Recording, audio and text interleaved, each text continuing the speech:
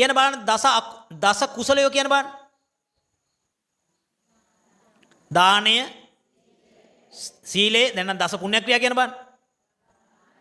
දාන, සීල, භාවනා, පත්තිදාන, පත්තානුමෝදනා, වෙය්‍ය වච්ච අපචායන, ධම්මදේශන, ධම්මසවන, දිට්ඨිජ්ජුකම්. ඔන්න 10. මේවෙන් ආගන්න. දැන් මට කියන්න බලන්න, ඔබ අහලා තියෙනවද සමහර අය කියන මෙන්න මේ වගේ වැරදි කතාවක්. පින් කළාම සසර යන්න වෙනවා. කුසල් කළාම නිවන් දකින්න. එහෙම කතාවක් අහලා තියෙනවද? මේ වරද්දගෙන තියෙන්නේ මොකක් නිසාද දන්නවද? මේ වරද්දගෙන තියෙන්නේ මෙන්න මෙහෙම එකක්. මොකද්ද? මේ පින් හෙවත් කුසල් කොටස් දෙකකට බෙදෙනවා. ගොඩක් අය ඕක දන්නේ නැහැ. එකක් වට්ටගාමී පින්කම් හෙවත් කුසල්. අනිත් එක විවට්ටගාමී කුසල් හෙවත් විවට්ටගාමී පින්කම්. මෙයන් දැන් මගේ අතේ තියෙන මෙන්න මේක. මේකේ ඔබට පේනවා මොකද්ද? වෘත්තයක් තියෙනවා. ඒ වගේම සංසාරය කියන්නේ මොකද්ද?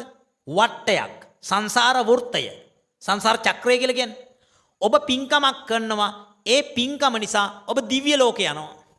ආයි පින්කමක් කරන බ්‍රහ්ම ලෝකේ යනවා. ආයි පින්කමක් කළා මනුස්ස ලෝකෙට එනවා. එහෙනම් ඔබ කරන සමහර පින්කම් නිසා මොකද වෙන්නේ? මොකද වෙන්නේ? භවයේ සැප ලැබෙනවා. ඒකට කියන මොකද්ද? වට්ටගාමී පින්කම් හෙවත් වට්ටගාමී කුසල කර්මය.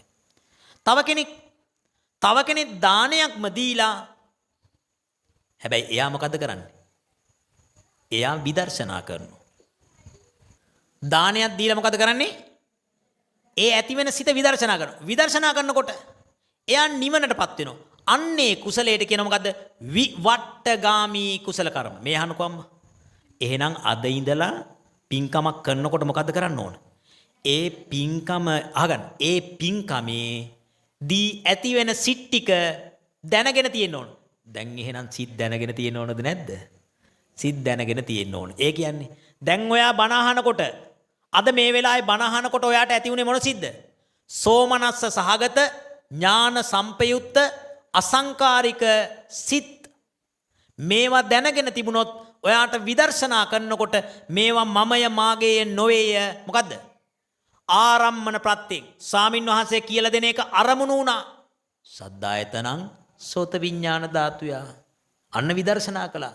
ගෙදර මිනිහගෙන් බැනුම් අහනකොට විතරක් නෙමෙයි විදර්ශනා කරන්නේ. හොඳ සද්දය විදර්ශනා කරනවා. නරක සද්දය විදර්ශනා කරනවා. හොඳ ගන්ධය විදර්ශනා කරනවා. නරක ගන්ධය විදර්ශනා කරනවා. හොඳ රසය විදර්ශනා කරනවා. නරක රසය විදර්ශනා කරනවා. මේ අහන්න මේ සියලුම තැන්වල විදර්ශනා කරනකොට මොකද්ද වෙන්නේ? විවට්ටය හෙවත් නිවනටපත් වෙනවා. මොකද්ද වෙන්නේ? වට්ටය කියන්නේ සසරට. විවට්ටය කියන්නේ නිවනට. සමහර කුසල් සසරට හේතු වෙනවා. සමහර කුසල් නිවනට හේතු වෙනවා. මේ අහන්න. ඔබ මලක් පූජා කළා. සමහර අය ඉන්නෝ මලක් පූජා කළා. කොල්ලයි කෙල්ලයි දෙන්නම ගිහිල්ලා මලක් පූජා කළා කියලා කියන මොකද්ද? ඔයාට මලයි මට මලයි සසර වසනාතුරු නිවන් දකිනාතුරු අපි දෙන්න එකට උපදීවා කියලා සමහර උන් පතනවා. දැන් පතුම නම් හොඳයි. ඊළඟ ජීවිතේ මේ ජීවිතේ නම් මිනිස්සයෝ ඊළඟ ජීවිතේ තලගොයෙක් වුණොත් කෙල්ලත් තලගොයා. ඇයි? ජෝඩ්ඩම එකට ඉන්නනේ ප්‍රාර්ථනා කළේ. හරිද? ආගන්න. කෙල්ල මල පෙරේතියෙක් වුණා. කොල්ලට මොකද වෙන්නේ? ෆුඩ් බෝඩ් එකේ හරි යන්න වෙනවා. ඒ නිසා මේ ප්‍රාර්ථනාව ලෞකික ජීවිතයේ දියුණුවට නෙමෙයි ඔබ ප්‍රාර්ථනා කරන්න වෙනව මොකටද? නිවනටම. අන්න එහෙම නිර්වාණය අරමුණු කරගනිමින් යමෙක් පින්කම් කරනවද? අන්නේ පින විවට්ටගාමී පින්කම් හෙවත් විවට්ටගාමී කුසල කර්මයෝ කියලා බුදුරජාණන් වහන්සේ හඳුන්වනවා. දැන් බලන්න එහෙනම් සංසාර වට්ටේ පිනිස හේතු වන පින්කම් වට්ටගාමී.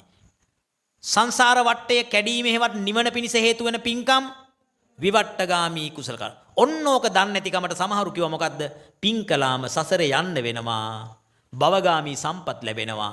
කුසල් කළාම මොකද වෙන්නේ? නිවන් දකින්න. ඒක හරියට මේ වගේ එකක්. මොකද්ද? නංචිලියක් නම් එපා. එල්බීසිලියක් ගේන්න කිව්වා වගේ වැඩක්.